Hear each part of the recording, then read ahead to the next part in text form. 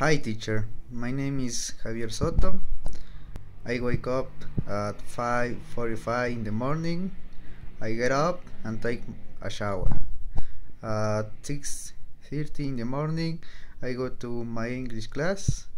At 8 in the morning, I go to my work and work at 9 in the morning from Monday to Friday. At 3 in the afternoon, I take my supper and I go to my home at 6:30 in the afternoon. I have my dinner at 9 p.m.